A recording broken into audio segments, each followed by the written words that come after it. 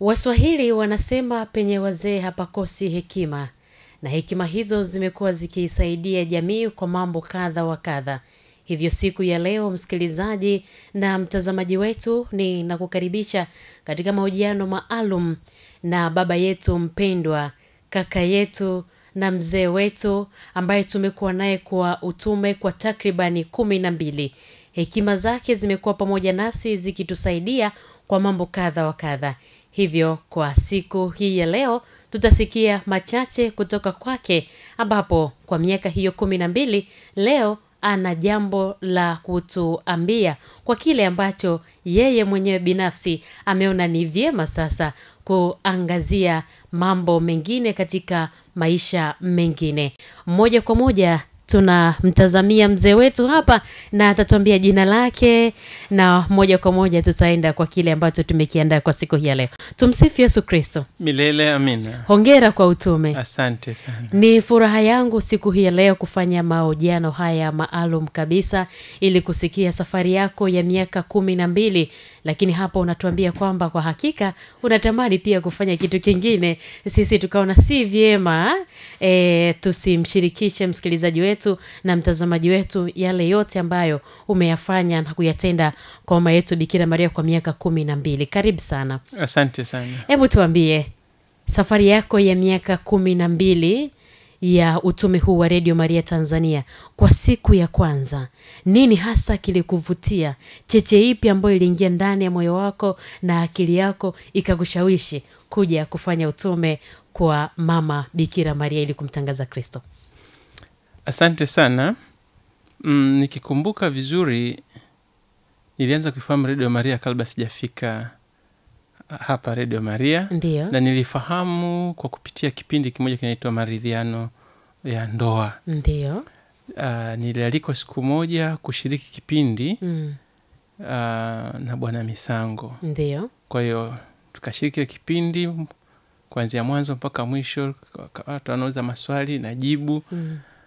Basi nikawa interested, nikaja kumbe kuna radio nzuri, lakini baadaye tena nikawa nasikiza kwenye katekisimu ya watoto, makatekista wako wanaelezea vizuri. Nikawa navutiwa sana na hiyo radio. Ukasema kwa nini na mimi nisije hapa? Kwa kweli sikuwa kabisa na mpango kama huo. Ndiyo. Kwa sababu nilijua kwa ili uje Radio Maria lazima uwe mtangazaji. Mimi sijasomea tasnia ya utangazaji. Umeona? Kwa hiyo ilitokea siku moja tulikuwa Bagamoyo na Friends of Mafia. Tulikuwa tunafanya mafungo, na katika mafungo tulienda kama familia. Kwa kila familia ikawa inaelezea namna gani inashirikisha sala kwenye familia. Ndiyo. Ilipofika zamu yetu, mimi na mke wangu tukasimulia Jumatatu tunafanya nini, Jumanne mpaka Jumapili. Ndiyo. Sasa wale wenzangu wa Friends of Mafia wakasema mbona ni kitu nzuri sana. Kwa nini usiwashirikishe wengine kwenye redio zetu za dini? Nikamwambia mimi na redio ni mbali. Kwa hiyo siwezi kufanya hivyo. Lakini kumbe katika ule mkusanyiko kulikuwa na mjumbe mmoja wa bodi. Ndiyo. Ya Radio Maria. Ya marafiki ya Radio Maria, Bwana Damas Bayanga. Na alishanisikia kwa nataka nipumzike kazi mwaka mmoja nilikokuwa nafanya. Ndiyo. Alafu nibadilishe kitu kingine cha kufanya. Kwa hiyo 2012 mimi nilipumzika kazi. Ndiyo. Akawa ananisisitiza, bwana twende kwenye redio yetu. Ukifika pale utapenda tu mwenyewe. Lakini mimi sikuwa interested sana. Ndiyo. Sasa siku moja tukawa tumekusanyika tena marafiki wa Mafia. Ndiyo. Tukawa tunaongea, akasema tena, huyu jamaa tumfanyeje ili aweze kuingia kwenye redio yetu? Ndiyo. Nikamwambia jamani, hebu nisimulie vizuri kuhusu Radio Maria. Wala ndio akanisimulia Radio Maria, utume ulivyo na nini. Ndiyo. Nikasema labda naweza nikaenda nikawasikiliza. Ndiyo.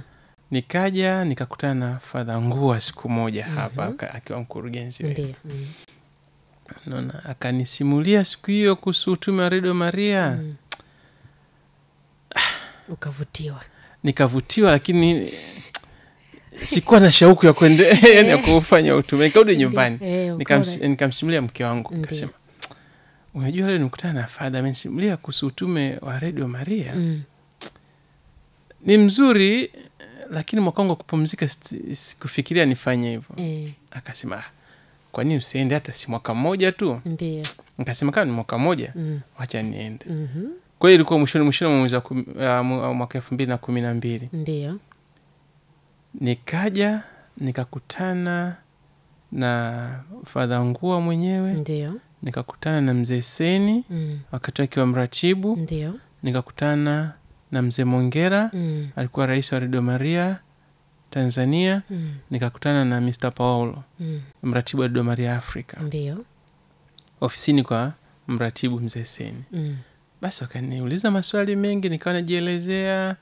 Mwisho wake akasema tuna nafasi kama unaweza ukafanya utume hapa. Nikamwambia nafasi gani? Akasema tunamhitaji promotion manager. Ndio. Nikamwambia okay. Nikasema sawa, hamna shida. Mnataka nianze lini? Wakasema tarehe 1 mwezi Januari 2013. Kwa hiyo tarehe 1 mwezi Januari 2013 nikajiunga rasmi na familia hii ya Mama Maria.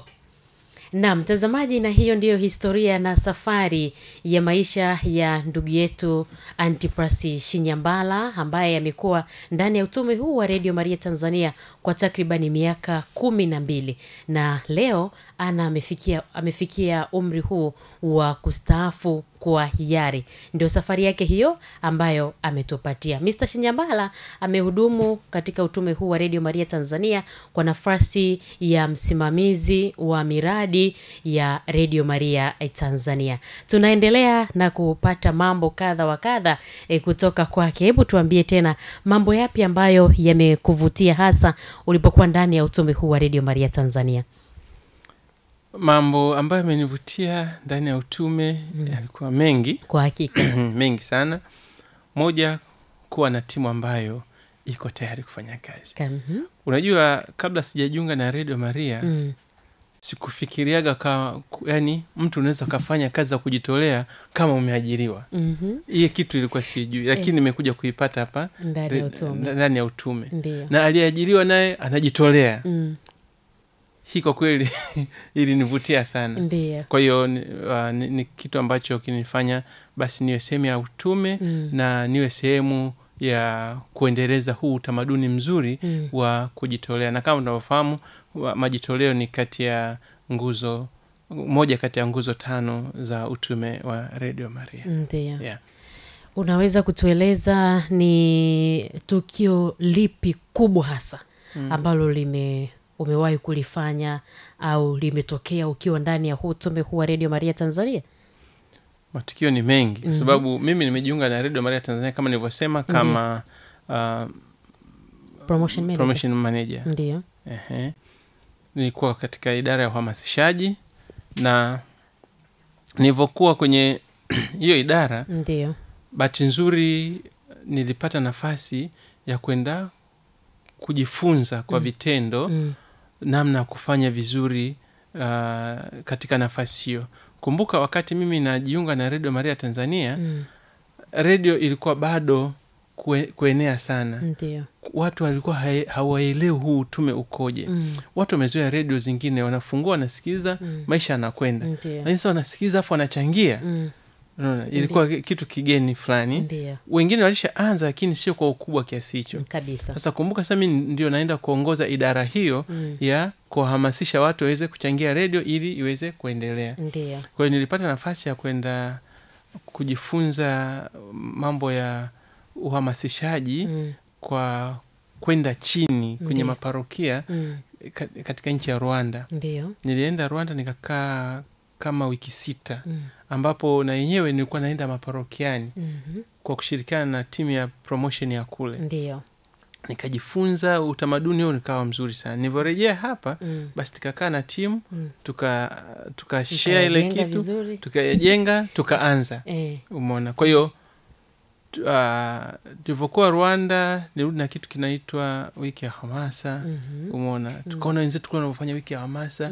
Alafu wenzetu hawavuki na deni. Kabisa. Yani sasa wanafanyaje hawavuki na deni? Kwa hiyo kwa wiki 6 nilizokaa kule nikapata namna mbinu gani wanazitumia.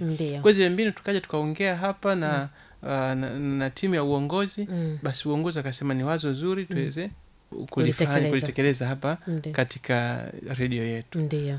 Lakini wakati huo tukabadilisha hata safari zetu za promotion zile za hamasa. Ndiyo. Mara ya kwanza safari zetu za hamasa zilikuwa kwenda kuwafahamisha kuhusu radio tu. Ndiyo. Umeona? Sikize radio. Ndiyo. Lakini wakati tukabadilisha sasa safari za hamasa, tunapoenda kusema usikiza radio, lakini tuambie radio hiyo na yenyewe ina mahitaji kabisa. Radio hii ili iweze kusikika inatakiwa ihudumiwe. Kwa hiyo tulifanya ziara ya kwanza jimbo la Singida. Ikawa na matunda, walitupokea vizuri sana. Nakumbuka kwa mara ya kwanza kwa wiki 3 tuliweza kupata milioni 18. Ilikuwa ni hela kubwa mno. Yaani kwa radio ilikuwa hela kubwa sana. Kwa kipindi hicho. Kwa kipindi hicho. Kwa zile ziara zikabadilishwa kabisa mtazamo wake na zikapokelewa vizuri, na tukawa tunaenda jimbo kwa ajili ya kufanya promotion katika ngazi ya parokia. Ukiachia mbali na nafasi hiyo ya promotion manager, kuna nafasi nyingine nafikiri utakuwa ulihudumu. Hebu tuambie nafasi gani hiyo? Asante. Mimi nilihudumu nafasi ya promotion manager kwa muda wa miezi 9. Ndiyo. Baada hapo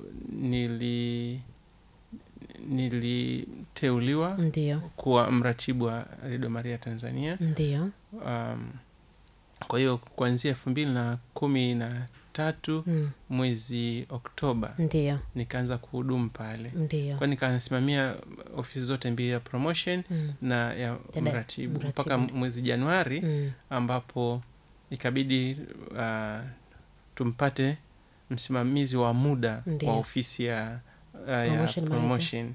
Na mwezi April tukampata promotion manager mpya ambaye alikuwa Veronica. Kwa hiyo mimi nilikuwa mratibu wa Radio Maria Tanzania kati ya 2013 mwezi wa 10 mpaka 2017. Na ndio nafasi hiyo ambayo umetoka hapo ndio ukaja usimamizi wa miradi hii ya Radio Maria Tanzania. Ndiyo. Aha. Hongera. Asante. Kwa hakika safari ni nzuri sana. Hebu tuambie katika safari yako hiyo ambayo umeifanya hapa mpaka sasa, tunaona vitu vingi ambavyo vimefanyika, na kwa sababu ukiangalia Radio Maria Tanzania kwa kweli unaona ni kitu kikubwa chenye kupendeza, chenye kuvutia, watu wanakipenda, watu wanabadilika, mambo kadha wa kadha. Ni mambo gani makubwa hasa ambayo Radio Maria Tanzania kwako wewe imekutendea, lakini pia wewe pia umeitendea? Mambo mengi. Moja yamenibadilisha sana taswira ya kufahamu uinjilishaji kwa kupitia njia ya radio. Ndiyo. Unajua unapoambiwa kuwa uende duniani kote ukawafanya watu wote wawe wanafunzi wa Kristo. Ndiyo. Yaani kwa haraka huwezi kujua namna kutafsiri. Kwa hakika. Lakini hivi vyombo vya habari, Radio Maria, ndiyo, yani inakupa tafsiri rahisi ya kuweza kutekeleza hiyo. Kwa hiyo kwangu mimi radio imenitendea makubwa katika hilo, kwa sababu nimeanza kufahamu hilo. Ndiyo. Na nimeweza kuhamasisha wengine waweze kufanya hilo. Ndiyo. Na kama mambo ya kufanya, tumefanya mambo mengi kama tukiwa katika timu ya uongozi. Ndiyo. Mipango mingi ya kuifanya radio itegemee niliweza kushiriki mwanzo mwisho, kwa sababu wakati mimi najiunga radio ilikuwa haijitegemei. Wakati ilikuwa bado tuna tegemea misaada kutoka Ulaya, kutoka Italy. Umeona? Kwa hiyo wakati mwingine tunaweza mkakaa miezi 2, miezi 3 hata hamjapata posho za kawaida. Umeona? Lakini kwa sababu ya kujitolea tuliona ni sawa. Lakini kama uongozi tulikuwa tuna struggle tuone namna gani tunatoka huko. Na namna kufanya hivyo tulikuwa tunafanya vikao mbalimbali, kushirikishana mbinu mbalimbali. Na tukasema kwa yani lazima tutoke na tuseme. Watu waelewe kabisa kuwa hii radio jamani, kwa sasa inatakiwa ijitegemee, lakini ina madeni. Umeona? Kwa hiyo hata hela tunayopata tukipiga debe na nini, badala ya kuitumia yote kwenye radio, tunalipa madeni. Tulikuwa tunadaiwa TANESCO, tulikuwa tunadaiwa ndani NSSF, tulikuwa tunadaiwa TRA, tulikuwa tunadaiwa, yani tulikuwa tunadaiwa sana. Kwa hiyo tulishiriki katika kuhakikisha haya madeni yanalipa, kuhama kutoka radio ya kutegemea misaada kutoka Ulaya mpaka kwa redio ya inayojitegemea yenyewe kwa kupitia michango ya Watanzania wenyewe.